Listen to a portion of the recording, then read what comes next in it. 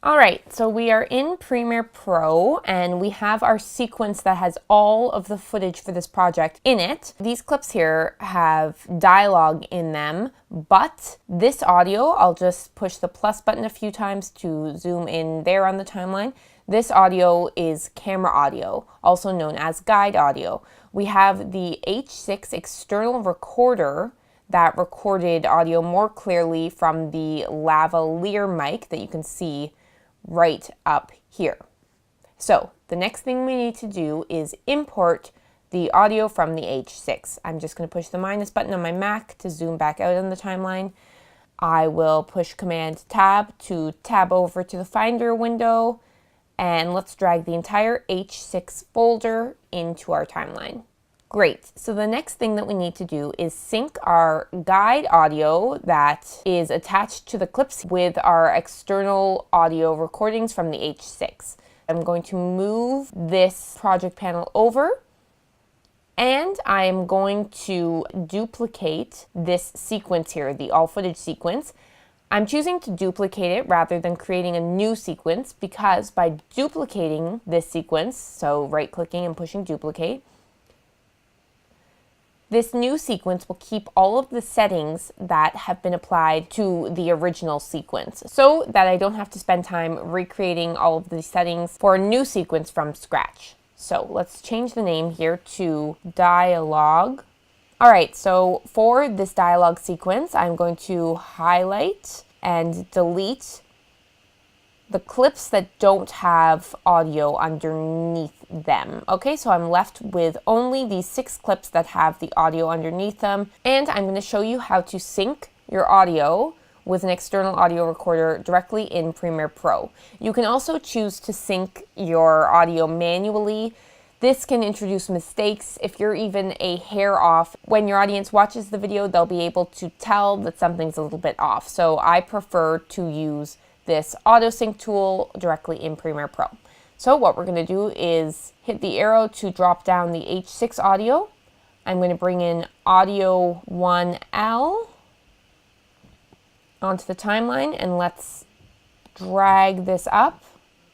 I'm going to click the plus button and I'm going to highlight the clip and this audio. The next thing I'm going to do now that these are highlighted is right click on the audio clip, and I'm going to go up to synchronize and push synchronize. Okay, so we want to make sure that audio is clicked and that clip start, clip end, and time code are not clicked. Push OK.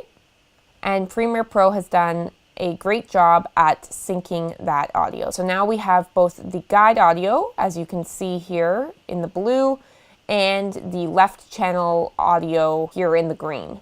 Remember, we also have the right channel as well. So now that we have that synced up, I'm going to drag the right channel down here.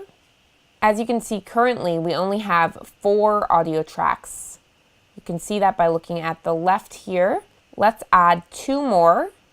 So we will right click the audio track there and click on add track. We could also do this faster by clicking add tracks here, and you can choose how many tracks you want to add. So for video, we'll add 0 tracks. For audio, you could add 5 more tracks.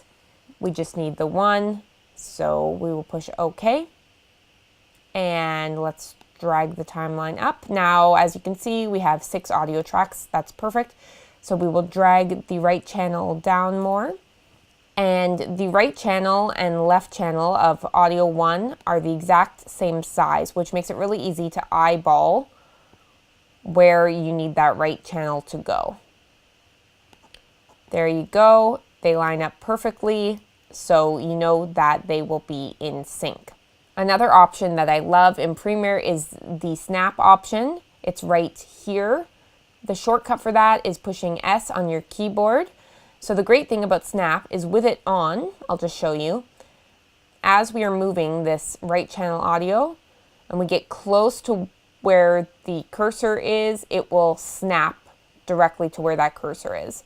It makes it very easy to line up things. If we turned it off, so I've pushed S to turn it off, you can see it's off now because it's not highlighted in blue.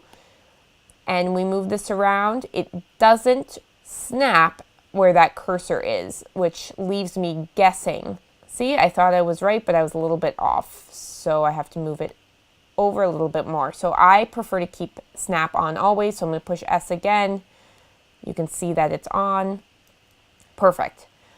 Now that we have the first clip synced up, let's get the other one synced up. I'm going to speed up this portion of the recording because you get the idea of how to sync this now, and you can follow along as well. One thing to note, if you want to zoom into your timeline on a specific spot, I want to zoom in right here. You have to move the cursor, which is this blue line here, to your next destination on the timeline. If not, I'll show you. I'm going to push the plus button on the timeline. Premiere Pro will automatically zoom into wherever the cursor is. So let's push the minus button to zoom back out, move the cursor to this next clip, and now push the plus button to zoom in. We'll move that over. Okay, I can also add both the right channel and left channel to the timeline and highlight the clip and both audio channels. Right click, push synchronize, audio is checked, and push OK.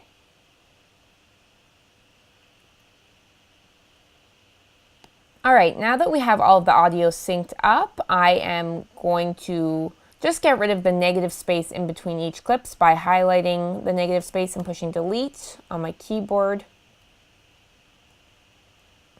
I'm going to scrub over to the very beginning of the timeline here and push the plus button. I know that the left channel of audio, for the most part, is the audio that we want to work with. That's the audio that, when it was recorded, was set to the ideal decibel level for recording. We will only use the right channel audio, which is on tracks 5 and 6, if we peaked anywhere in the left channel audio. So let's mute these top 2 tracks that are the camera audio guide, and we'll mute tracks 5 and 6 so that we can only hear and are going to only be working with the left channel audio for the time being.